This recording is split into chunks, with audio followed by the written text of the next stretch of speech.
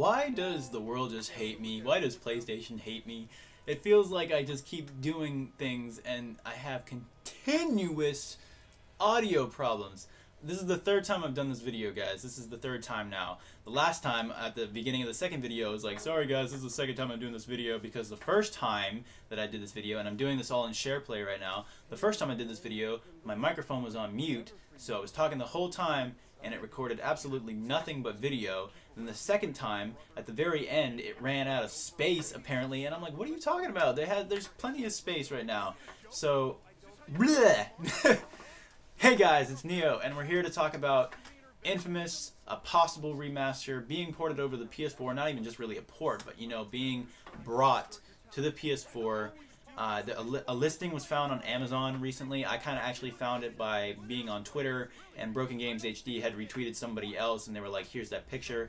And so basically Amazon, you know, we've seen in the past that they've had problems where, and like just issues of leaking information before it's even been officially announced.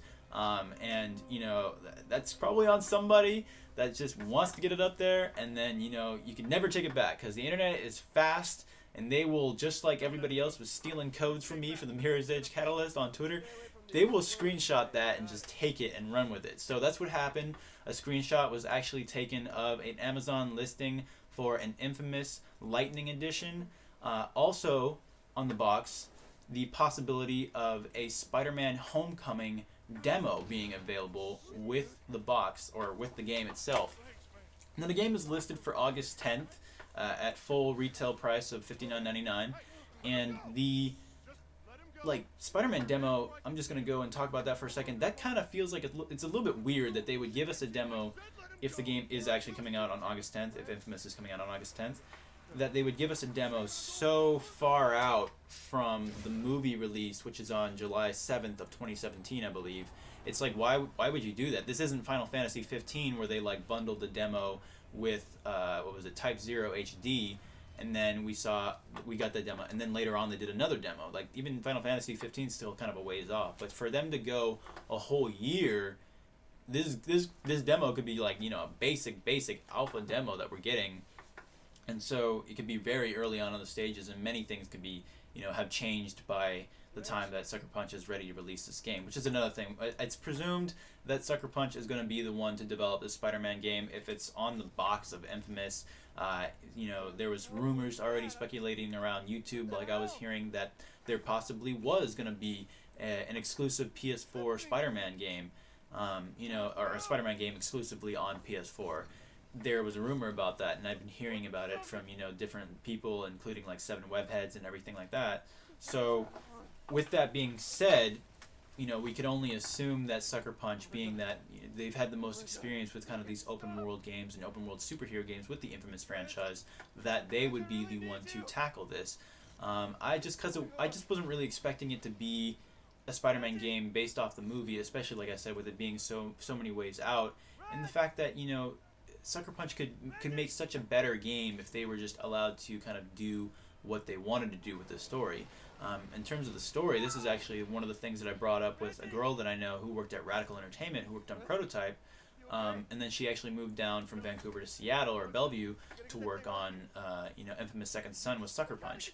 So I told her after I completed Second Son, and hey, you know who you are if you're watching this video, I told her that, you know, I felt like they nailed the powers. They'd already, you know, refined from inFAMOUS 2 and 1 the ability to switch between multiple powers and shoot and have jumping, just doing all kinds of things that I felt like, you know, Second Son's story was severely lacking, and it just felt like a kind of a rehash of the first game, and but without the awesome comic book feel that the first game had, and the involvement of like time travel and all this other stuff that just made it my favorite game in the franchise. So with Second Son, I just felt like the morality system was more black and white than ever, that, you know, choosing one thing didn't really feel like it had that much repercussion later on.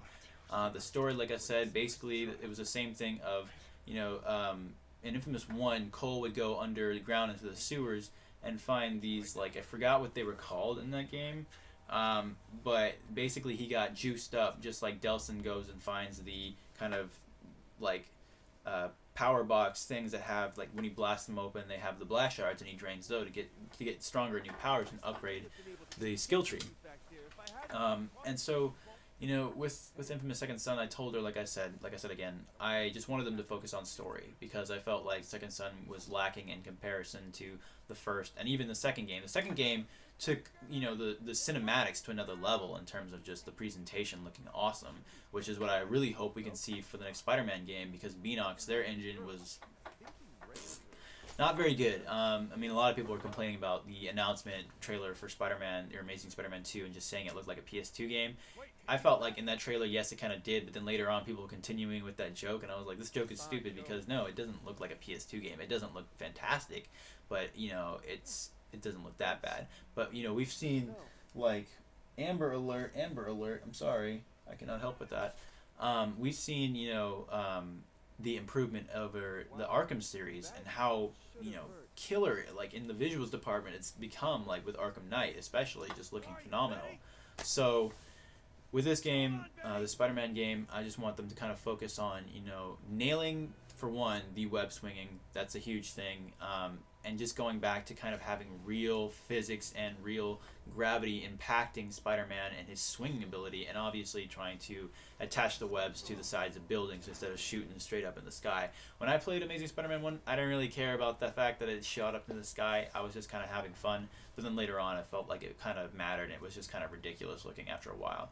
But we're not really so much here to talk about Spider-Man, and the fact that we're talking about Infamous. So I guess, you know, it kind of depends on what you're looking for in this Infamous collection, in this remaster. There's already, like I said, one on PS3 that has Infamous 1, 2, and Festival of Blood in it. But this one, I am assuming, is going to include Infamous 1, Infamous 2, hopefully. And then I don't think it'll include Festival of Blood. And on another note, I don't think it's going to include the user-generated content or the user-generated content feature, the UGC feature that Infamous 2 and Festival of Blood had, just because it didn't return in Second Son, which I was hugely disappointed in, and instead we kind of got the paper trails and the, some of the smaller little kind of side missions or whatever that we got in Second Son, as opposed to getting, you know, a user-generated content feature, which I thought was one of the most fun and, you know, cool features of the game, of Infamous 2 and a Festival of Blood. But apparently, you know, not that many people utilized it. And so I think, like, you know, you can do it again. You just have to make sure that people actually know. Like, don't just introduce it to them sort of in the middle of the game. Introduce it to them at the end of the game, so that way when they have, like, nothing else to do, they can be like, oh, let me check this out really quick. Because if you introduce it in the middle of the game, they're just going to kind of forget about it later on, because they're going to go and continue doing side missions, trying to get that platinum and playing around with the story and everything. So, but for me, my hope is that the game will be at least at 60 frames per second. For both games. I know it's kind of a stretch with open world games, but I really, really would like to see that. I don't want to have another prototype experience where we just, like, you know, the day before the game gets put up on the store, and it only gets put up on the store, no physical copy, that we see a game that's only just been, you know, upscaled to 1080p, you know, whatever, and then it's still at 30 frames, and none of the problems with the first game especially were even kind of ironed out. They just kind of like just threw it up there. I would like to see a lot more improvements with these two games in terms of, you know, graphics, of course, but in terms of also core mechanics that they have in the game. And I guess one of the other things please, let's address the freaking bus level difficulty in Infamous 1, where Trish is like, protect the bus, damn it! Because that part is so annoying, because there's so many Reapers just fucking firing at you, like, you know, I'm sorry, excuse my language, but it's just ridiculous in that level. It's like somebody made a UGC level and is just laughing at you because they're just chucking shit at you, and you can't do anything because you're on top of this bus, and you gotta wait until, you know, you run past a light post to juice up. And so, because, you know, you kind of have this power grid around you that Zeke builds, but it kind of starts to break as you go along and as the bus gets more damaged. But yeah, we've got to fix that level. And, you know, maybe a couple of other smaller things in the first Infamous game as well. But, you know, when it comes to other things like, I guess, the morality system, they can't really fix any of that. So it's just kind of the way it is. I did have some other things. Oh yeah, I wrote some of them down just so I could remember. Like I said, I've done this 2 times, so I went and talked for 15 minutes straight with basically everything in my head. But going back to this game, in the Spider-Man game or whatever. It's like the Spider-Man game says be the first to play the Spider-Man Homecoming demo, I think is what it says. Like I said, I can't exactly see on the logo or whatever.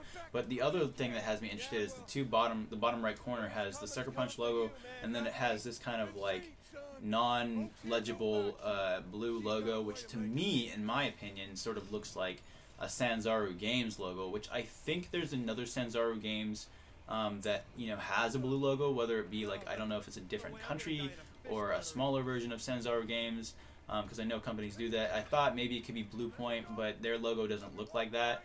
And you know, like they're fresh off or hot off, you know, having done the Nathan Drake collection. I'm not sure if they would like totally want to jump into doing another port, but they are kind of people that mostly do ports anyways. But maybe they want to make their own game right now. Who knows? But you know, I was thinking about inFAMOUS and whether Sanzaru is actually doing this remaster, because they handle the Sly collection as well as Sly Cooper or Thieves in Time. So they've worked close with Sucker Punch and kind of gotten their permission. So I feel like if they wanted to tackle remastering inFAMOUS while Sucker Punch presumably works on the Spider-Man game, that would be cool. They could do that. The other idea that I had was that it could be Sucker Punch kind of did what Naughty Dog did, where they split their team into two groups, and one group maybe it was working on the Spider-Man game, and it was going to be a continuation of what Beanox did for the Amazing Spider-Man game. Because, you know, Sony never intended to be hacked, obviously. They were continuing on with Amazing Spider-Man and had plans for the Sinister Six and for Peter Parker's parents, which we still didn't even really figure out what was going on with them in that storyline with Andrew Garfield. But then also, you know, the spin-off Venom movie and everything. They all had this stuff that they were wanting to do before they made their agreement with Marvel to share Spider-Man in the MCU. So, but because of this new, younger Spider-Man game, or Spider-Man character, I feel like if they were working on something after Second Son, and then maybe another team was working on Second Son 2 or something like that, if the other team was working on the Spider-Man game, that they might have had assets that were more so geared towards Amazing Spider-Man, and then they had to change those for Spider-Man Homecoming once the news broke out that they were going to be in partnership, I feel like. But hopefully, you know, hopefully the game has been in development for that long, just because you're going to be able to see the quality in terms of if it's been in development since the kind of movie for Spider-Man 2, Amazing Spider-Man 2 kind of dropped. It would be really cool if they were working on that, or since like Second Son, since they got done with that. Yeah, I mean, like I said, those are kind of all the thoughts that I had about it. I think, like I said, it's probably going to be Sanzaru. Maybe it might be Sucker Punch working on it. I guess, what other things could I say? I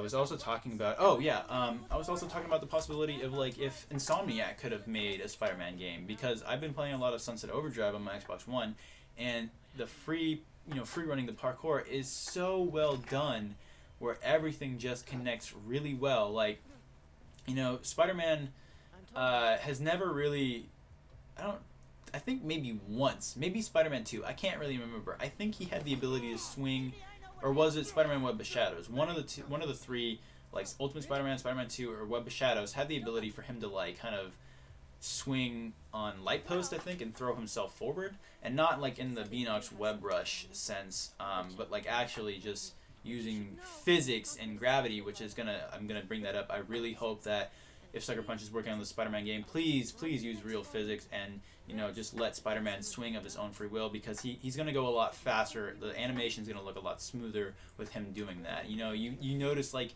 in the other Spider-Man games where he'll be like this, and then Beanox will have him going like that. Like, it just looks really janky and awkward. And I am running out of time. Like I said, I have like a minute left.